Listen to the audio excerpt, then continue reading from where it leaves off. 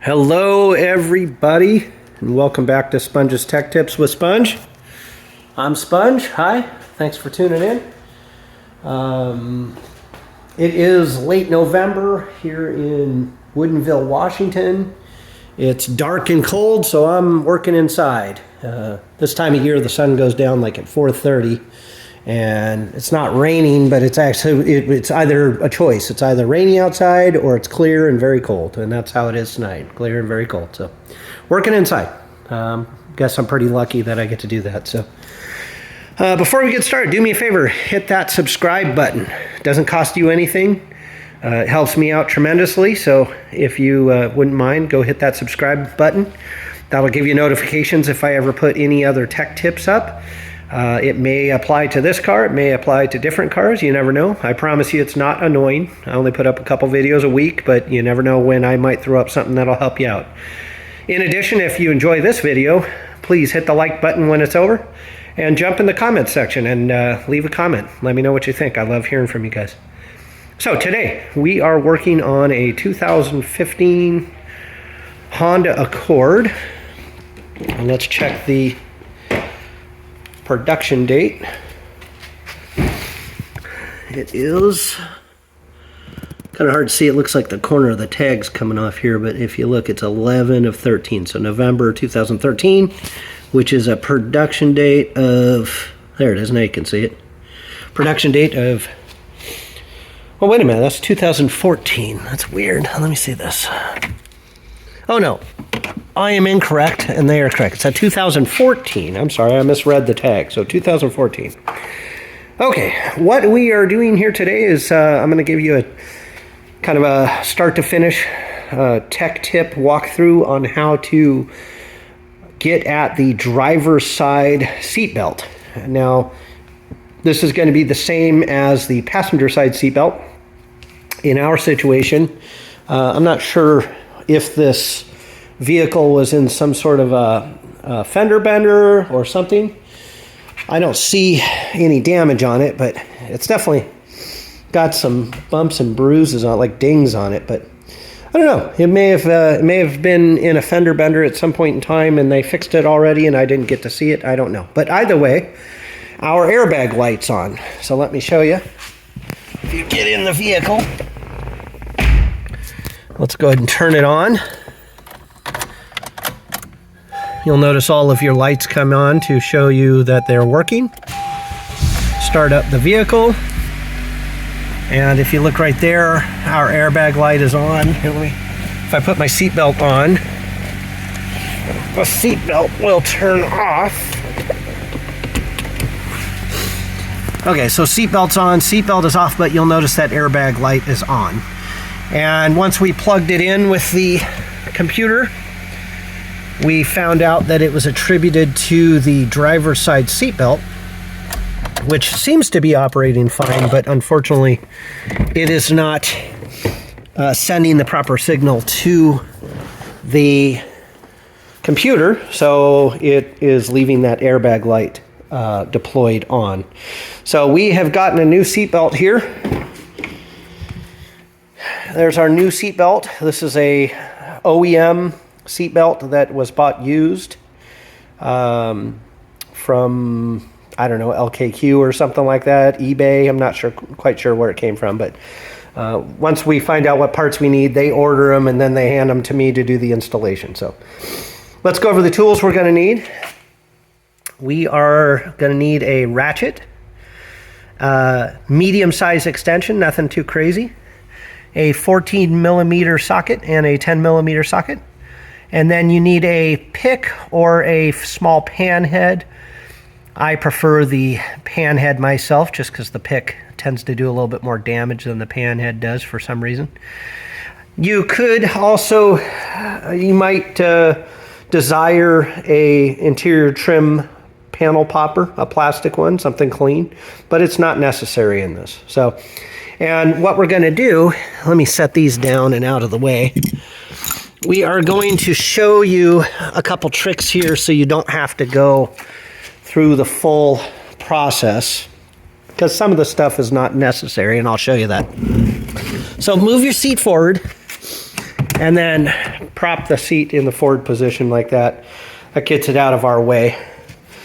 So a couple things. We are going to be taking off this interior trim piece here, both of these, top and bottom. And they actually tuck underneath this front one.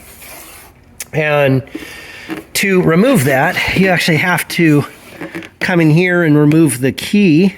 This is your valet key. So you've got a process that you got to get all this taken apart to remove this panel right here. But you actually don't need to remove this panel to get this off. And I'm going to show you what you do. If you just get your hand underneath here, just reach under here, and this is where you might want to use that trim panel popper, but I like to use my hands. But if you just kind of pull that up, you can pop free the front here, okay? Just like that. Don't break it. Don't pull up too hard. You're going to have to lift it up when we pull it out, but we'll get back to that in a second. So just loosen that for now. You don't have to do it in that order. You can wait. But next thing you need to do is you do need to remove the back one. Now this one, you cannot get enough flex out of this. So you do need to take this entire piece out. If you try to bend this up, you're going to break it.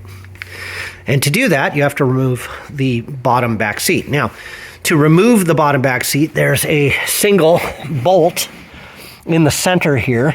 It's I believe it's a 10 millimeter. But again, we can do that without removing the seat. So I'm trying to minimize what you have to do here.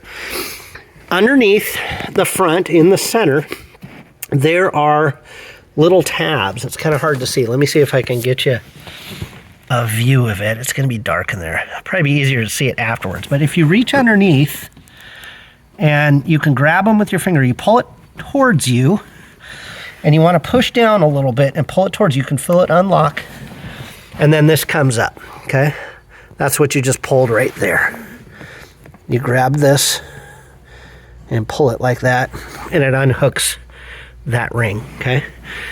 On the other side, you have the same thing in the center. Grab that, push down the seat a little bit, pull it towards you. You can feel it loosen. And now the seat is loose. Now it's not going to come out because we're still connected in here, but that's okay. We've got it out enough to where we can get this panel off. See how I can lift up the seat there? I don't need to remove it to lift the whole thing. So bring the seat up, just kind of hold it up like that. And then you're going to reach down here and grab this plastic panel, and you're going to pop this free, okay? And it's going to come out just like so. Now we lost a couple of our front clips. They're down there. You can see that right there. That's fine. We'll fix those before we reinstall it. Go ahead and just set that out of your way. The next thing you're going to do, you're going to get in.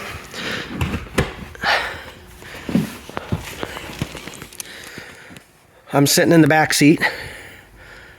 You're going to grab the top of this. You just put your finger underneath here, pull it around that rubber boot. Your weather stripping, not a boot, I should say. Come on, pop.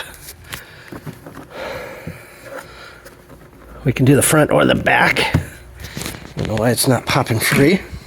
Well, let's do this. Let's just go down to the bottom. I pulled this and it popped, and we'll just kind of fish it off. There we go. Now it popped free. Okay, now this is where at the front you're going to pivot just a little bit and pull that out. You could get out and lift it a little bit and unhook that, but you'll see now how we've removed that without taking that piece off. And now we have access to our seat belt itself, the seat belt assembly. Okay, next thing that's got to come off, the top one here. So if you look down here at the bottom, you've got these little tabs in here. This is where you're going to use your pan head. Now you can do it with your hand, but it's a little easier just to get in there, pry this out of your way, and pull it out like that, okay? Once that unhooks at the bottom, it slides down, and that unseats at the top. And we're just gonna slide that down and out of our way. That's hooked through the seat belt, okay? Next thing we're going to do. Now, my recommendation to you before you do this process is to go unhook your battery, okay? Disconnect the positive and the negative if you can. It's a good thing to not have that attached anytime you're messing with your airbags for multiple reasons. One, if you unhook that and work with your seatbelt, let's say you're taking your seatbelt out for another reason that has nothing to do with the airbag sensor. Once you unplug this and then you plug it back in and then you plug the battery back on, then your airbag light won't turn on. Now, if you leave your battery on, it's going to turn your airbag light on. But in our case, it doesn't even matter because the airbag light's already on. Not a big deal. We're going to have to reset it with the computer anyway. So to remove this, okay, on the outside, a little bit different than other airbag plugs that we've done in the past, there's these little white tabs there, and there's one on the other side. And what you want to do with your fingertips, it's going to be hard to see, kind of pull those white tabs towards you. There's a little bit of movement out of them. And once you pull them towards you, it unhooks, okay? Do not try to force that without pulling those little white tabs. If you do that, you're going to break this, and then you're going to have a huge wiring problem afterwards, okay? You want to keep this as sound as possible. So now we're disconnected, okay? Next thing, and I've already broken these free. What you're going to want to do, you're going to want to take your 14 millimeter. You do not need the extension, but you need your 14 millimeter ratchet. And we are going to break free this top bolt. Let me rotate this around. There we go. I've already broken mine free, but let's just imagine you force it, pop that free, and then we're going to back this out. It's going to take a lot more than that, but I already did most of the work on mine just so we don't have to wait, okay? So now that is unhooked. Let that fall down. The bolt will stay connected because it has this washer on the back that bites into the threads, okay? Next thing, let's switch back over to our 10 millimeter. And again, you can use just the ratchet if you want, or you can use the extension. On the top, underneath the seatbelt, once that drops down, you'll see a single 10 millimeter bolt. Break that free, which I've already done. Loosen that. Let's remove that. That one is not going to stay, so we're just going to remove that and leave that on the floor. Then at the bottom, down by your plug, you're going to have to go back to your 14 millimeter. You've got a single 14 mil bolt at the bottom here. You're going to break that free. Now this one, as I was backing it out, I noticed they use a type of thread lock, so it didn't want to come unhooked, and you know, I had to get the bolt out pretty far before it became loose, okay? And now your seatbelt is completely free. That one's going to stay also because it has that washer that bites into the threads. Now we're not done yet. We're done disconnecting it from the pillar. Now what I want you to do, I want you to get your extension. You're going to need the extension for this next one. And you're going to need your 14 millimeter socket, okay? I'm doing this one-handed. There we go.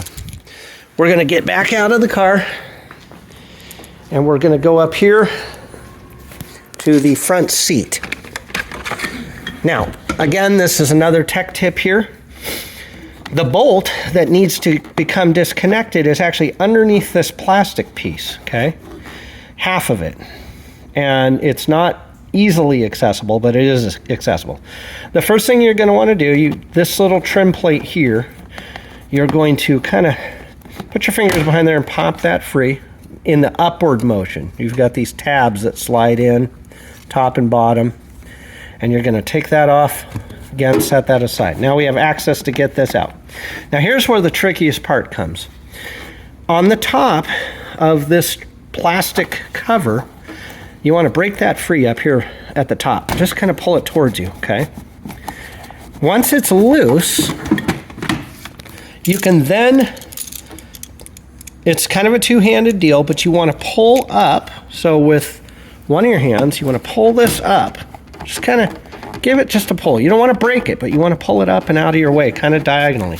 Then with your other, you're going to slide your socket onto the bolt. Okay, now I can't do it because I'm holding the camera. Okay, you're going to break that free. It's definitely a two-handed thing, and then you're going to back that out. Okay.